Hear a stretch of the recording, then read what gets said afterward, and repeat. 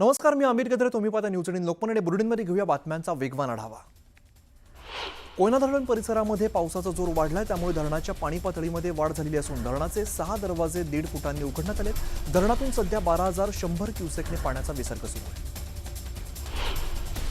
कोल्हापूरच्या राधानगरी धरण क्षेत्रामध्ये पावसाचा जोर वाढला असून धरणाचे 4 स्वयंचलित दरवाजे उघडण्यात आले. धरणातून 7,212 क्युसेकने पाण्याचा विसर्ग सुरू आहे, तर भोगावती नदीकाठच्या नागरिकांना सतर्कतेचा इशारा दिला आहे.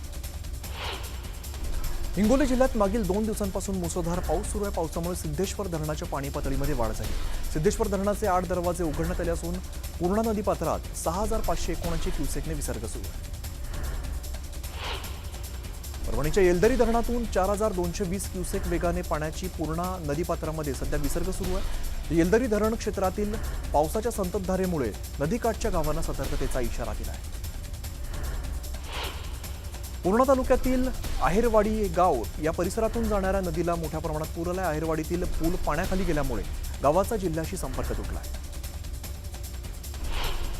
नांदेड जिल्ह्यात मुसळधार पाऊस झाला. इसापूर धरणातून पाणी सोडल्यामुळे पैनगंगा नदीला पूर आलेला आहे. हदगाव, हिमायतनगर, किनवट या भागामध्ये मोठ्या प्रमाणात पूर आलाय. वाशिम जिल्ह्यात 2 दिवसांपासून पावसाने धुमाकूळ घातलाय, त्यामुळे नदी नाल्यांना पूर आलाय, तर हजारो हेक्टरवरील सोयाबीन, तूर, कपाशी, हळद यासह भाजीपाल्यांचं मोठं नुकसान झालंय. या पुरामुळे धोपड मार्ग हा पाण्याखाली गेलाय. जळगाव जिल्ह्यातील जामनेर तालुक्यातल्या तोंडापूर या ठिकाणी झालेल्या मुसळधार पावसामुळे तोंडापूर मध्यम प्रकल्प 75% भरलेला आहे. पाण्याच्या पातळीमध्ये वाढ झाल्यामुळे शेतकऱ्यांचं विद्युत पंप धरणाच्या गाळामध्ये रुतून बसले.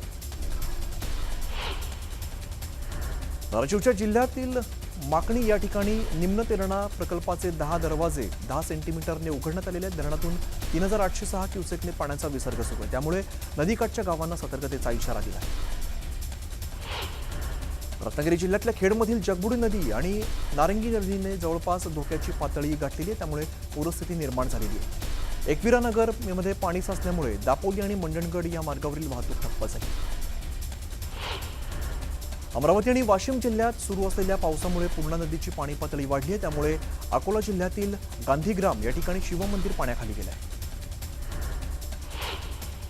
वसई विरार पावसाने पुन्हा एकदा झोडपून काढलेला आहे. पावसामुळे नालासोपाऱ्यातील तुळिंज रोड, गालानगर, मजेठिया पार्क या ठिकाणी मोठ्या प्रमाणात रस्त्यांवरती पाणी साचलंय. वाहन चालकांना मोठी कसरत करावी लागते.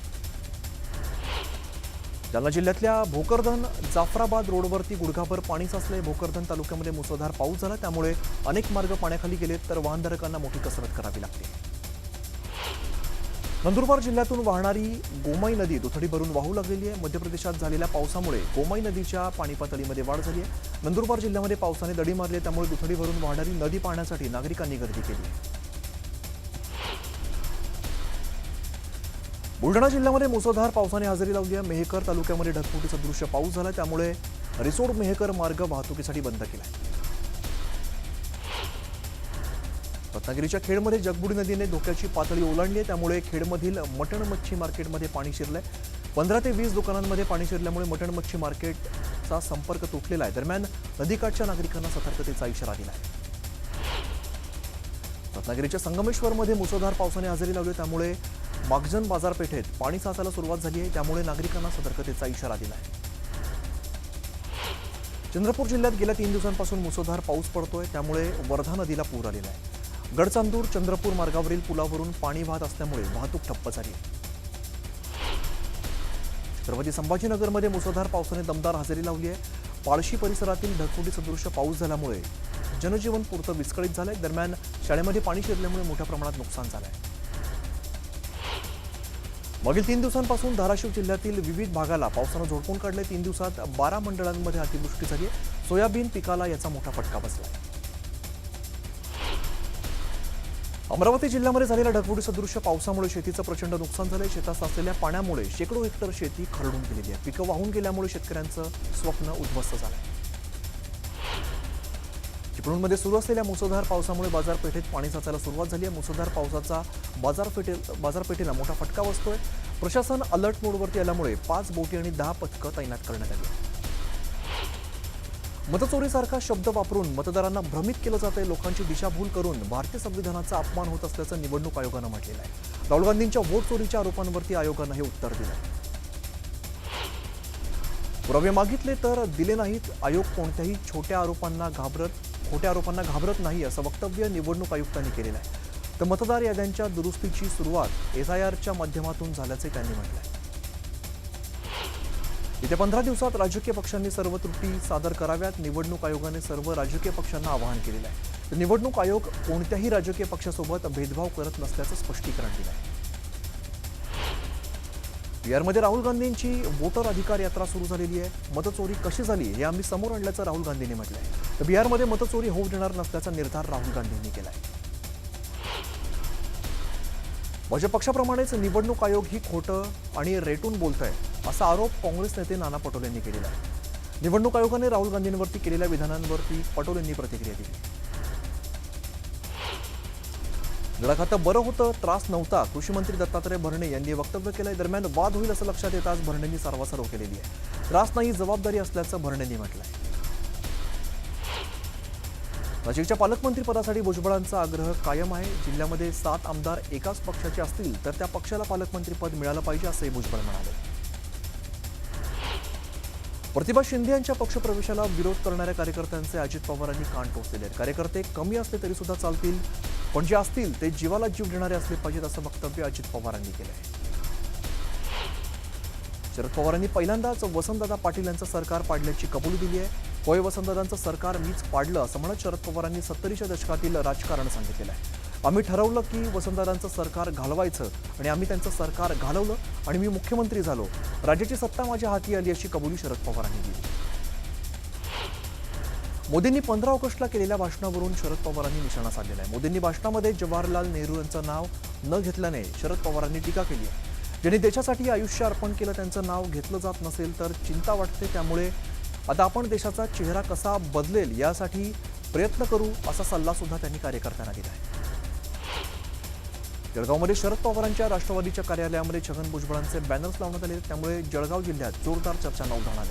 समता परिषदेच्या वतीने भुजबळांच्या स्वागतासाठी बॅनर्स लावण्यात आले. उपमुख्यमंत्री अजित पवार यांच्या दौऱ्यापूर्वी आकाशवाणी चौकातील बॅनर्स चर्चेचा विषय बनलेत. 1999 पासून राष्ट्रवादी फक्त पश्चिम महाराष्ट्र, खानदेश, विदर्भ नेहमीच उपाशी असा आमचा सवाल, आम्ही का जावं तुमच्यापाशी असा खोचक सवाल या बॅनरमध्ये उपस्थित केला आहे. जळगावात राष्ट्रवादी कार्यालयात अजित पवारांचे मुख्यमंत्री असे उल्लेख असलेले बॅनर्स लावण्यात आलेत. अजित पवार महाराष्ट्राचे मुख्यमंत्री व्हावेत अशी विठोबाचरणी कार्यकर्त्यांनी प्रार्थना केली. ठाकरे ब्रँड अजून शाबूत आहे. ठाकरे ब्रँड कोणीही संपवू शकत नाही. त्यामुळे भाजपाच्या बोलण्याकडे जास्त गांभीर्याने पाहण्याची गरज नाही अशी टीका भास्कर जाधवांनी केली. माजी मंत्री पद्माकर वळवी यांनी काँग्रेसमध्ये पक्षप्रवेश केलाय. काँग्रेसचे प्रदेशाध्यक्ष हर्षवर्धन सपकाळ यांच्या बुलढाणा या ठिकाणी निवासस्थानी जाऊन त्यांनी काँग्रेसमध्ये प्रवेश केलाय. अण्णा हजारे यांच्या खांद्यावरती बंदूक ठेवली, अण्णा हजारे यांचा वापर केला म्हणून स्वतःच अण्णा हजारे बाजूला गेल्याचं वक्तव्य प्रफुल्ल पटेल यांनी केलंय. शेतमजूर आणि ग्रामीण मजुरांना दरमहा 6,000 पेन्शन द्या, शेतकऱ्यांचं संपूर्ण कर्ज माफ करून 7/12 कोरा करा अशी मागणी शेतकरी नेते अजित नवले यांनी केली. कर्जमाफी, पीक विमा आणि शेतमालाच्या प्रश्नांवरती सरकारला जाब विचारणार असल्याचं अखिल भारतीय छावा संघटनेचे प्रदेशाध्यक्ष विजयकुमार घाडगे यांनी सांगितले. कर्जमाफीसह शेतकऱ्यांचे प्रश्न न सोडवल्यास नेत्यांना गावबंदी करू असा इशाराही दिलाय. अभिनेते किशोर कदम यांचं मुंबईतील घर धोक्यात आल्याचं काही दिवसांपूर्वी त्यांनी सांगितलं आणि तसंच मुख्यमंत्री आणि उपमुख्यमंत्री आणि सहकार मंत्र्यांकडे मदतीची मागणी केली होती. त्यानंतर मुख्यमंत्र्यांनी तात्काळ दखल घेत मदतीचं आश्वासन दिलं होतं. मात्र आता त्यांनी आणखीन व्हिडिओ पोस्ट करत सोसायटीच्या कमिटीवर आणि बिल्डरवरती आरोप केले. अमरावतीच्या वडगाव फतेपूर भागवत सप्ताहाचं आयोजन करण्यात आलेलं. यावेळेला महाप्रसाद कार्यक्रमात माजी खासदार नवनीत राणा यांनी पोळ्या लाटल्यात. पोळ्या लाटतानाचा व्हिडिओ जोरदार व्हायरल होतोय. पोलीस उपविभागीय अधिकारी अनंत कुलकर्णी यांच्यावरती कारवाई करण्याची मागणी ओबीसी नेते नवनाथ वाघमारे यांनी केली आहे. उपोषणकर्त्याला अनंत कुलकर्णींनी लाथ मारलेली होती, त्यावरून नवनाथ वाघमारे आक्रमक झाले. गोंदिया आणि भंडारा जिल्ह्यामध्ये मध्यवर्ती बँकेवरती निवडून आलेल्या अध्यक्ष आणि संचालकांचा प्रफुल्ल पटेल यांच्या हस्ते सत्कार करण्यात आला. गोंदियाच्या NMD महाविद्यालयामध्ये हा सत्कार समारंभ पार पडला आहे. छत्रपती संभाजीनगरमध्ये मंत्री बावनकुळेंच्या नव्या नावाने शेतकऱ्यांची फसवणूक करणाऱ्या विरोधात गुन्हा दाखल करण्यात आलाय. बावनकुळेंचा पीए असल्याचं सांगत रस्त्याच्या मोजणीसाठी पैसे मागितल्याचा आरोप आहे. पुरंदर विमानतळ तयार करताना कुठल्याही भूमिपुत्रांवरती अन्याय होणार नाही, प्रत्येक शेतकऱ्याला न्याय दिला जाईल, अन्याय होणार नाही, ही संपूर्ण जबाबदारी सरकारची असं आश्वासन मुरलीधर मोहोळ यांनी दिलंय. नागपंचमी निमित्ताने नागासमोर केक ठेवत त्याचा वाढदिवस साजरा करत इंस्टाग्रामवरती रील करणाऱ्या सर्पमित्राला नागाचा वाढदिवस चांगलाच महागात पडलेला आहे. धुळे जिल्ह्यातील शिरपूर तालुक्यातील बोराडी या ठिकाणी राज वाघ असं या सर्पमित्राचं नाव असून त्याला वनविभागाच्या पथकानं अटक केली आहे. धुळेच्या माजलगाव तालुक्यातील डाके पिंपरी ते कोथाळा या रस्त्याची दुरावस्था झाली आहे. वाहनधारकांना तारेवरची कसरत करावी लागते. खड्ड्यांमध्ये साचलेल्या पाण्यामुळे खड्ड्यांचा अंदाज येत नाही, त्यामुळे अपघातांचं प्रमाण सुद्धा वाढलं आहे. मनमाड शहरातील मुख्य बाजारपेठेसह बहुतांश भागातील रस्त्यांची चाळण झाली आहे. संततधार पावसामुळे रस्त्यावरती ठिकठिकाणी मोठे मोठे खड्डे पडले, त्यामुळे नागरिकांना खड्डेमय रस्त्यातूनच प्रवास करावा लागतो. नांदेड जिल्ह्यात शासकीय खुर्चीवरती गाणं म्हणणं एका तहसीलदाराला चांगलंच महागात पडलेलं आहे. तहसीलदार प्रशांत थोरात यांना निलंबित करण्यात आलंय. उमरी तहसील कार्यालयात ते कार्यरत होते. अहिल्यानगर मनमाड महामार्गावरती वाहतूक कोंडी निर्माण झाली आहे. प्रवरा नदीतील एकेरी पुलामुळे ही वाहतूक कोंडी झाली आहे. वाहनांच्या लांबच लांब रांगा लागल्या. जळगावच्या विरवाडे ते नागेश्वर मंदिरापर्यंत कावड यात्रा काढण्यात आली आहे. यावेळेला मोठ्या संख्येने नागरिकांनी कावड यात्रेमध्ये सहभाग घेतलाय. वाशिम जिल्ह्यात ओला दुष्काळ जाहीर करावा आणि शेतकऱ्यांना सरसकट मदत द्यावी या मागणीसाठी स्वाभिमानी शेतकरी संघटनेकडून शेतात साचलेल्या पाण्यात आंदोलन करण्यात आले.